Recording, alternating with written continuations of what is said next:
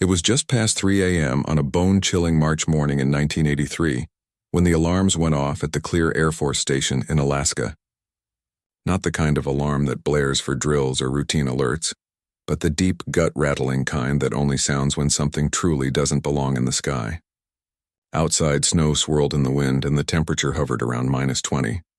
Inside the radar dome, 2 technicians stared at their screens, confused and uneasy. What they saw made no sense. A blip, small, sharp, and moving impossibly fast, was tearing across the Bering Strait from the west. It wasn't following any known flight path. It didn't broadcast a transponder signal, which every commercial or military aircraft is required to send.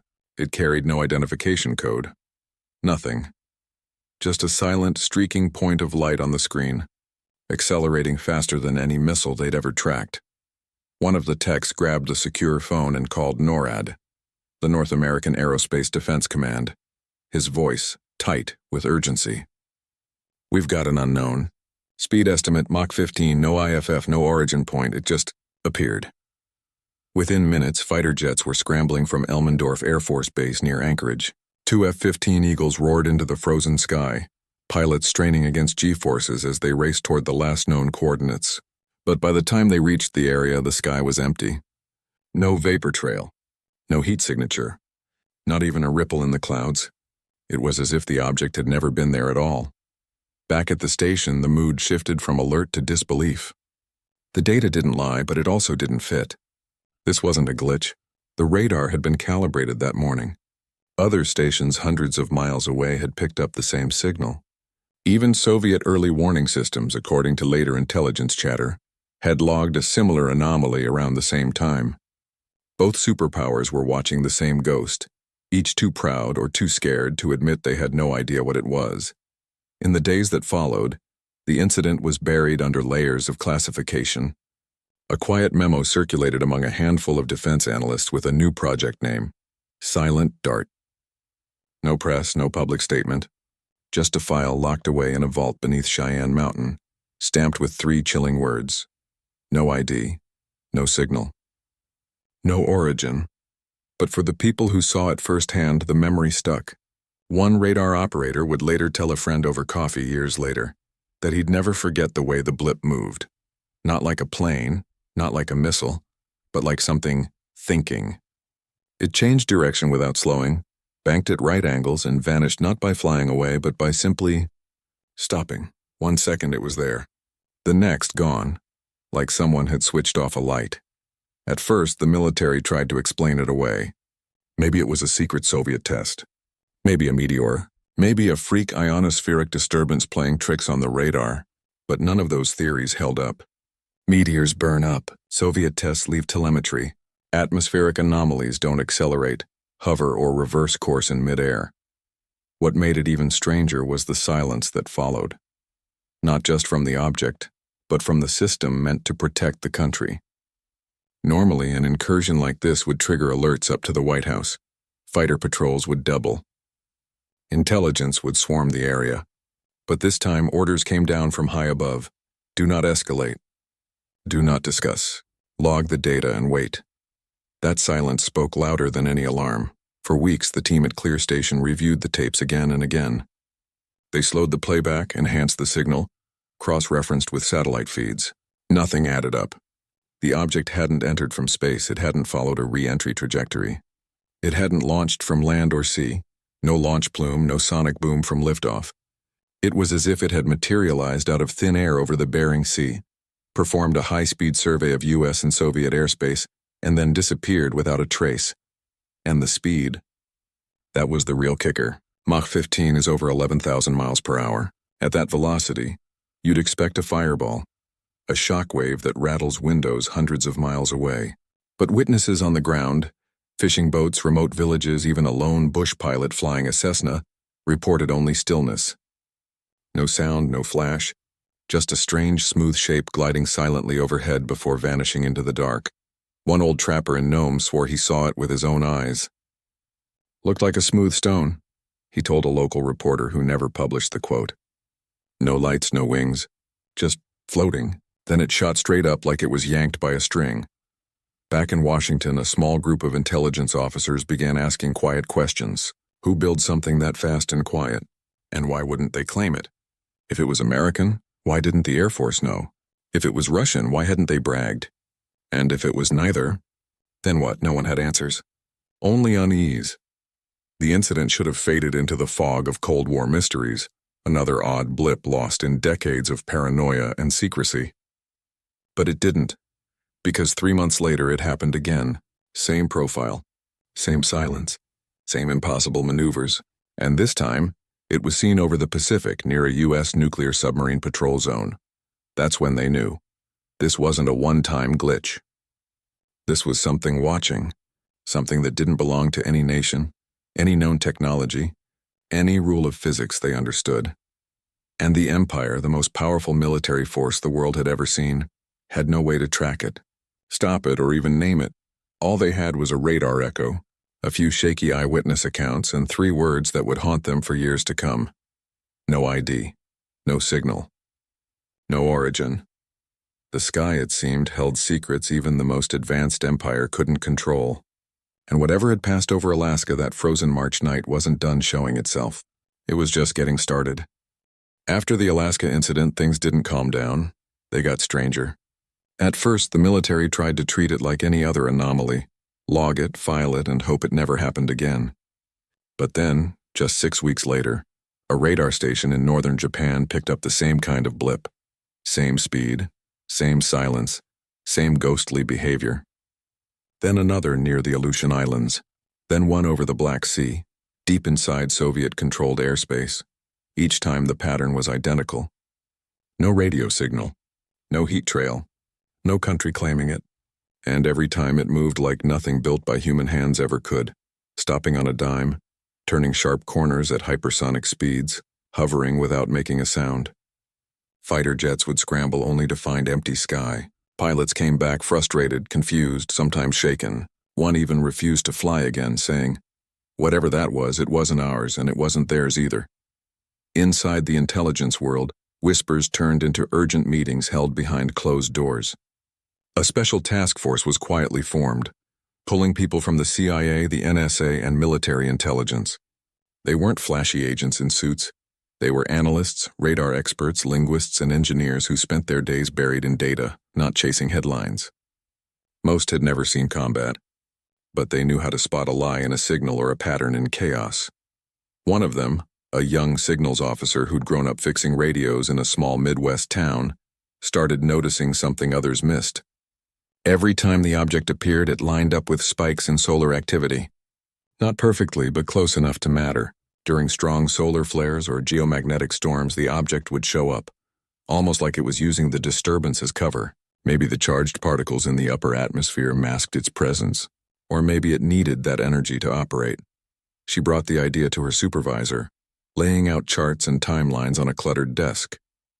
He listened, nodded, then said, "Interesting, but stick to the facts we can prove." Her theory was filed away as speculative. Not wrong, just too far outside the box for a system built on certainty. But then came the defector. Soviet radar technician, tired of the lies and the fear, walked into a U.S. embassy in Helsinki with a story that sent shockwaves through the task force. He claimed that in late 1982, Soviet early warning systems had detected the same kind of object, not once but 3 times near their most sensitive missile fields. Each time the Kremlin went into full alert, thinking it was a new American stealth weapon. They scrambled interceptors, powered up anti-air defenses, even considered launching a retaliatory strike, until they realized they had no target to hit. The object would appear, linger for minutes, then vanish without a trace. Worse, the defector said Soviet scientists were just as baffled. They'd run every test, checked every system, and concluded it wasn't human-made. One senior officer reportedly told his team, "If this is American, then we've already lost the war. If it's not, then we're not alone." That changed everything. For the first time, the U.S. intelligence community had to accept a terrifying truth. They weren't the only ones in the dark. The Soviet Union, their sworn enemy, the other half of the Cold War chessboard, was just as confused, just as powerless. This wasn't a secret weapon. It wasn't a trick of the weather. It was something neither empire could control, understand, or even properly track. The task force's work intensified. Now they weren't just chasing a blip, they were racing against time, fear, and the very real risk of accidental war. What if the next time this thing appeared over Moscow, the Soviets panicked and fired a missile? What if it hovered near a U.S. nuclear base and someone pressed the wrong button? Tension ran high in the cramped offices where analysts worked late into the night, surrounded by coffee cups, maps, and printouts. Some believed it was a natural phenomenon, some kind of plasma formation from the upper atmosphere. Others thought it might be experimental tech from a third country, like China or even a rogue faction within their own government. But the more data they gathered, the less any of those theories held up. The object didn't behave like anything in their textbooks. It ignored wind, gravity, and inertia. It could accelerate from 0 to thousands of miles per hour in seconds, something that would turn a human pilot into jelly. Yet it moved with eerie precision like it was observing, not attacking. And that was the most unsettling part. It never showed aggression. It never jammed communications. It never fired a weapon, it just watched. One night, during a rare quiet moment, the signals officer sat alone in the dim glow of her terminal. She pulled up every sighting on a digital map. Alaska, Japan, the Black Sea, the North Atlantic. She overlaid solar flare data, magnetic field readings, even commercial flight paths. And then she saw it. The object never appeared near civilian air traffic. It avoided cities. It stayed over oceans, remote military zones, or empty stretches of wilderness. It wasn't random. It was careful. That realization sent a chill through her that had nothing to do with the office's broken heater.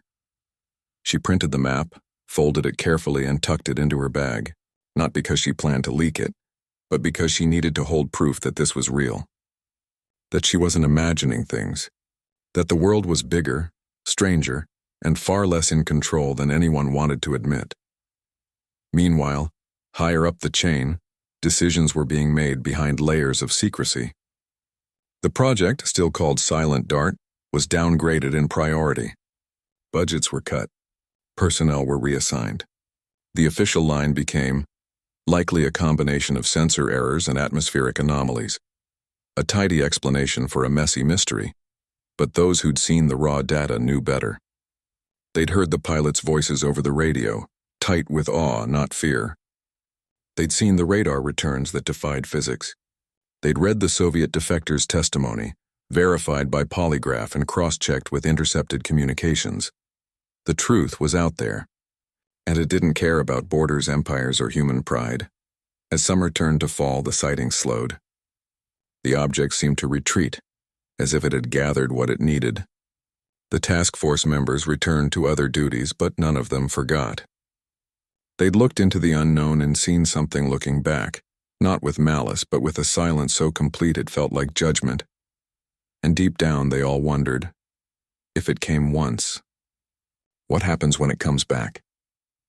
It was a warm August night in 1984, the kind where the air hangs heavy over the ocean and the stars seem close enough to touch. The USS Nimitz, a massive aircraft carrier, cut through the Atlantic waters off the coast of Virginia, leading a routine naval exercise. Sailors moved across the deck under dim red lights, jets sat parked in neat rows, and everything felt normal until it wasn't. Just after 10 p.m., a radar operator in the ship's Combat Information Center noticed something odd. A small solid return, no bigger than a car, hovering about 500 feet above the water less than a mile off the starboard bow. It wasn't moving, not drifting with the wind, not climbing or descending, just hanging there, silent, still. He called it out. Others leaned in. Someone checked the IFF system, nothing. No transponder, no radio contact, no flight plan on file. They tried hailing it on every emergency frequency, static, then without warning it dropped. Not fell, dropped, like a stone. From 500 feet to just above the waves in less than a second. Sailors on deck saw it then. A smooth, metallic disc, dark gray like whetstone with no wings, no windows, no seams. It hovered just above the sea, so close they could see their own ship reflected in its surface. No lights, no sound, not even the hum of an engine. Just stillness in the middle of a moving ocean. One young sailor later described it as like watching a photograph come to life. Another said it felt like time slowed down around it. Then, as suddenly as it appeared, it shot straight up, vertical, impossibly fast, and vanished into the night sky before anyone could blink. Radar tracked it for 3 seconds, then lost it completely. Not because it flew out of range, but because it simply disappeared from the screen, as if it had never been there. Panic didn't break out. This was a trained crew, but confusion did. Officers scrambled to piece together what happened. Was it a drone? A secret test? A prank? But nothing fit. The Navy didn't have anything that could hover silently, accelerate vertically at that speed, or vanish from radar like magic. And if it was American tech, why wasn't anyone told? Within hours, orders came down from Washington. Lock everything down. All radar logs, sonar data, visual reports classified immediately. Crew members were gathered in small groups and told, in no uncertain terms, not to talk about what they saw. Not to family, not to friends, not even in letters home. Anyone who did would face serious consequences, but silence doesn't erase memory.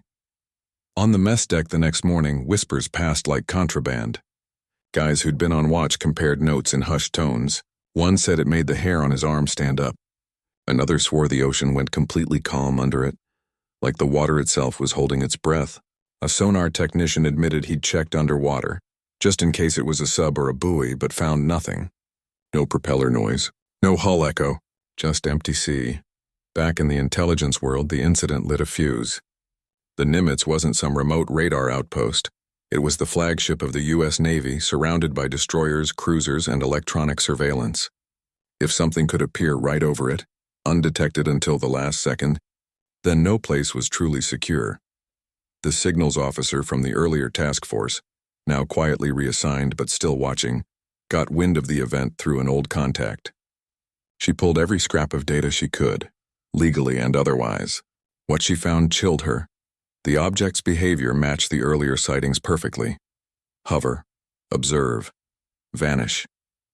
But this time it had come closer than ever. Close enough to be seen with the naked eye, close enough to study the ship. And then she noticed something even stranger. The object's flight path, before it shot upward, had traced a slow circle around the carrier. Not random, not evasive, almost deliberate, like it was taking inventory. She dug deeper, cross-referenced with old Soviet files the defector had mentioned.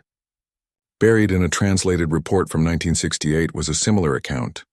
A smooth, silent object hovering over a Soviet destroyer in the Barents Sea, doing the exact same thing, circling, observing, then vanishing. At the time, Moscow dismissed it as mass hysteria. But now, with two superpowers recording nearly identical events decades apart, the pattern was undeniable. This wasn't a glitch. It wasn't a secret weapon. It was a recurring visitor. She brought her findings to a senior analyst she trusted.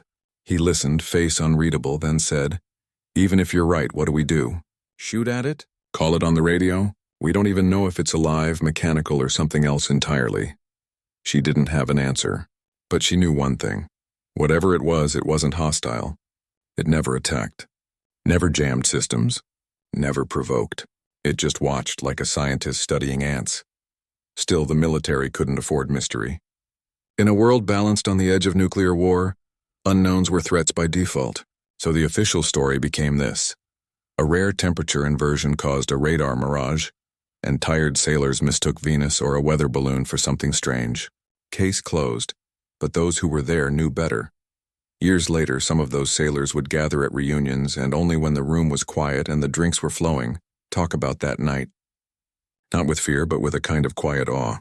They'd seen something that defied explanation, and it had left them with more questions than answers. And back in the shadows of the intelligence community, the signals officer kept a single folder in her desk drawer. Inside, radar plots, witness sketches, and a grainy photo someone had smuggled out before the lockdown. At the top, written in pencil, "It's not ours. It's not theirs. And it's still out there." Because after the Nimitz encounter, one thing became clear. The object wasn't just passing through. It was paying attention. And if it chose to come that close once, it might do it again. Only next time it might not leave so quietly. After the Nimitz incident, the official stance was clear. Nothing unusual happened. But behind closed doors, a few people refused to let it go. One of them, A signals officer who'd been quietly moved to a desk job in Omaha, still spent her nights digging. She couldn't sleep knowing the truth was buried under layers of denial, so she reached out to someone most in the intelligence world had written off.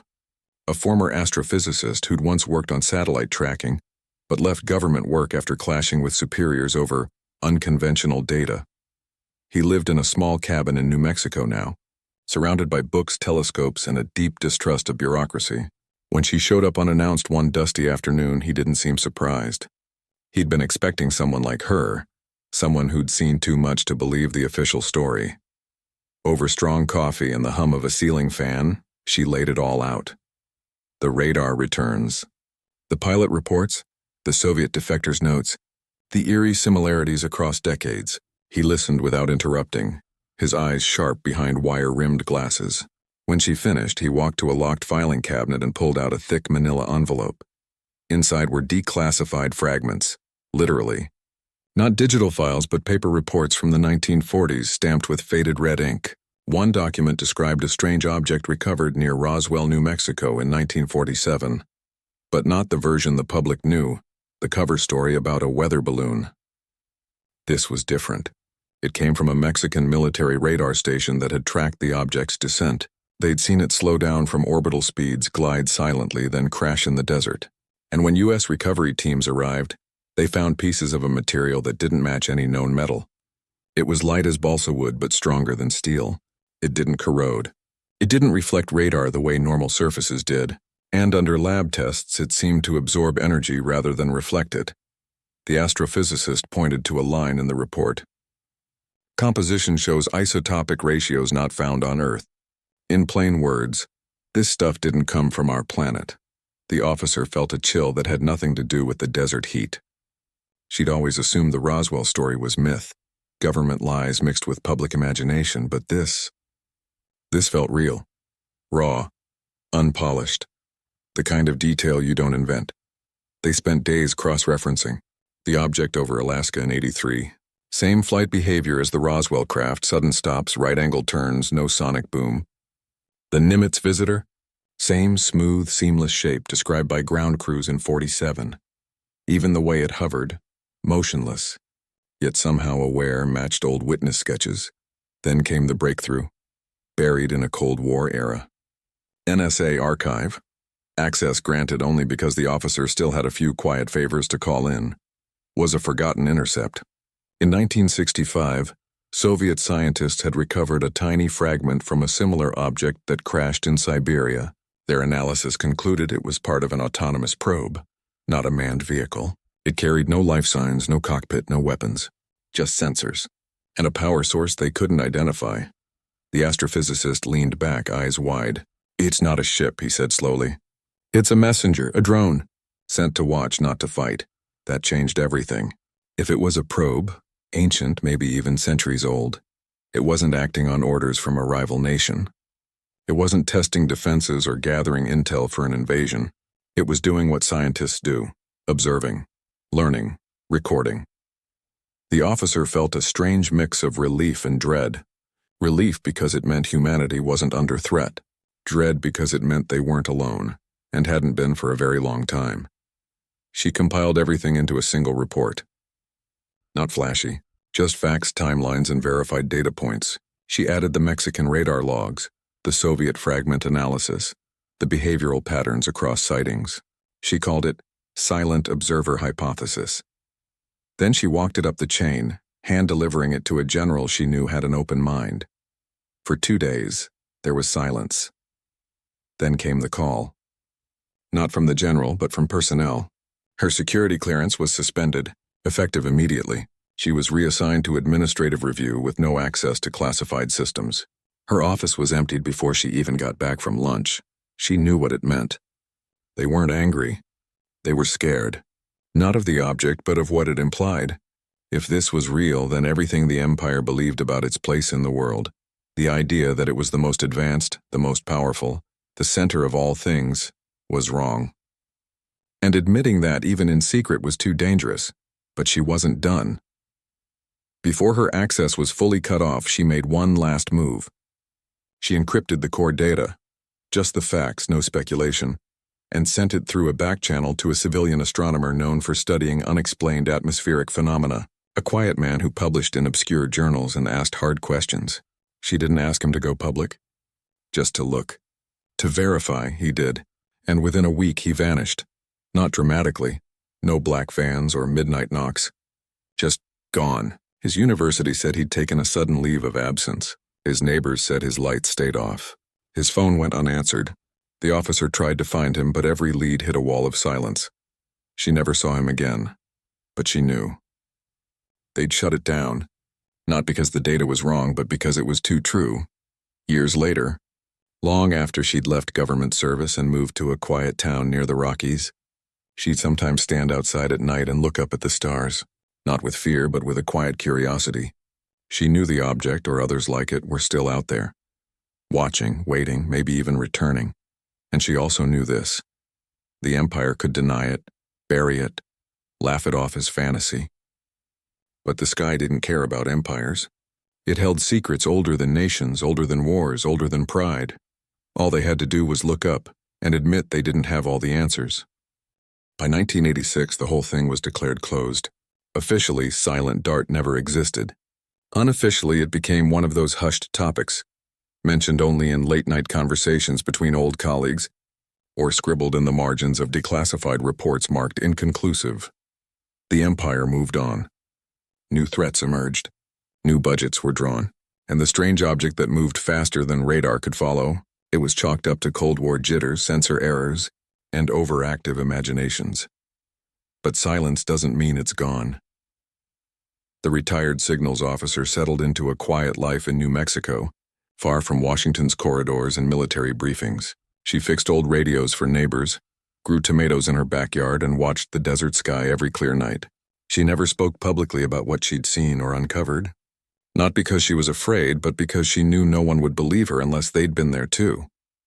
And even then, belief wasn't the point. Understanding was. Then, in 2004, everything changed again. News broke of U.S. Navy pilots encountering a strange object off the coast of San Diego. It hovered without wings, accelerated instantly, and vanished from radar like it had never been there. The footage, grainy, real, and later confirmed by the Pentagon, showed a smooth, white oval shape moving in ways that defied physics. Pilots described it as not from this world. This time, the military didn't deny it. They admitted it. They even gave it a name: the Tic Tac incident. Sitting in her kitchen with a cup of tea, the officer watched the news clip on a small TV. Her hands didn't shake. She didn't cry. She just nodded softly, like someone hearing a familiar voice after decades of silence. It was the same. Not similar. The same. The behavior, the silence, the impossible maneuvers. It hadn't been a one-time glitch in the 80s. It hadn't been stress or secret tech. It was still out there, watching, learning, returning. She thought about the astronomer who'd vanished after she sent him the data. She thought about the Soviet defector, the sailors on the Nimitz, the radar techs in Alaska who saw something they couldn't explain. All those lives touched by a mystery that refused to stay buried. And she realized something important. The object wasn't hostile. It never had been. It never fired a weapon, jammed a signal, or threatened a single soul. It simply appeared, observed, and left, faster than any nation could track, name, or claim. It didn't care about borders, flags, or empires. It moved through human affairs like a shadow through light. In the years that followed, more sightings came. Pilots, radar operators, even commercial airline crews reported similar encounters. The government, under pressure, finally admitted what many already knew. These things were real, they weren't ours, and we don't know where they come from. They called them unidentified aerial phenomena now, careful, clinical words to replace the loaded term UFO. But for those who'd lived through the early days, the truth was simpler. It wasn't about little green men or alien invasions.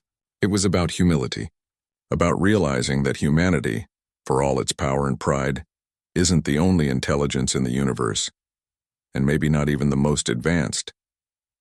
The officer never tried to get back into the system. She knew her time was past, but sometimes young researchers or curious journalists would find her, drawn by rumors of someone who'd been in the room. She'd talk to them, not with conspiracy theories, but with facts, patience, and a quiet certainty. She'd tell them about the data, the patterns, the moments of awe that couldn't be faked. And she'd always end with the same thought. Don't fear what you don't understand. Try to learn from it. Meanwhile, deep in secure vaults beneath military bases and intelligence centers, the original files remained. Yellowed paper, magnetic tapes, encrypted drives, all stamped with those 3 words that started it all. No ID, no signal, no origin. They weren't destroyed. They weren't released. They were just kept, like a secret the Empire wasn't ready to face. And out there, beyond the atmosphere, beyond the reach of radar and rockets, something continued its silent journey. Maybe it was a probe from a distant star. Maybe it was something older than stars. Maybe it was just the first of many. Whatever it was, it didn't need to announce itself. It didn't need permission. It came when it chose, left when it pleased, and moved faster than fear, faster than politics, faster than any empire could ever hope to control. The officer would often sit on her porch at dusk, watching the sky turn from orange to deep blue. She didn't expect to see it again, but she wasn't ruling it out either. And if it ever did return, hovering silently over the desert, smooth and strange and utterly beyond human making, she wouldn't reach for a weapon or a radio. She'd just look up and nod, because some mysteries aren't meant to be solved. They're meant to remind us that the universe is far bigger, far stranger, and far more wonderful than we ever imagined. And that in the end is not a threat, but a gift.